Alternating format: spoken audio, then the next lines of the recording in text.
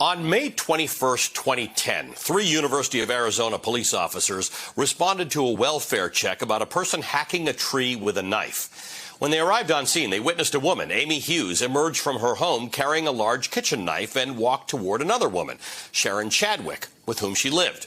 The officers yelled for Hughes to drop the knife. After briefly assessing the situation, one of the 3 officers, Andrew Casella, who was separated from the woman by a 5-foot-tall chain-link fence, watched as Hughes moved to within a few feet of Chadwick and shot her 4 times, claiming that Amy Hughes raised the knife before she fired.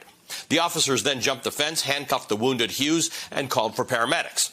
The 2 other officers and Shannon Chadwick said they did not see Hughes raise the knife. Witnesses confirmed that Hughes was holding the knife at her side with the point down. Chadwick told officers after the shooting that Hughes had been diagnosed with bipolar disorder, was taking medication, and that she had managed her behavior in the past. She added that if the police had given her the chance, she would have gotten Hughes to drop the knife. Amy Hughes survived the shooting and sued, claiming Officer Casella violated her Fourth Amendment right by using excessive force. A district court judge disagreed, saying the force used was, quote, not objectively unreasonable in light of all the relevant circumstances. A federal court of appeals reversed that decision, saying Officer Casella had no reason to believe that deadly force was necessary, should have realized Amy Hughes was mentally ill, and diminished his use of force appropriately.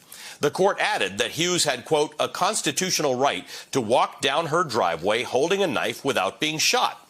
The state then appealed to the Supreme Court, arguing that the decision to deny Casella so-called qualified immunity was at odds with virtually every other circuit court and the Supreme Court itself. The Supreme Court agreed and found that, quote, even assuming that a Fourth Amendment violation occurred on these facts, Casella was at least entitled to qualified immunity.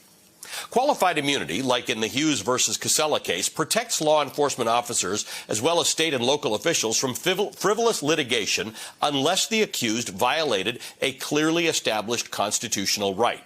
And establishing that violation is not easy, especially if there's no prior pattern of such behavior. So, over the years, qualified immunity has become a kind of a shield in thousands of lawsuits seeking to hold police officers accountable when they're accused of using excessive force. Proponents of qualified immunity say it's essential because police need the latitude to make split-second decisions in scenarios that could put lives, including their own, at risk.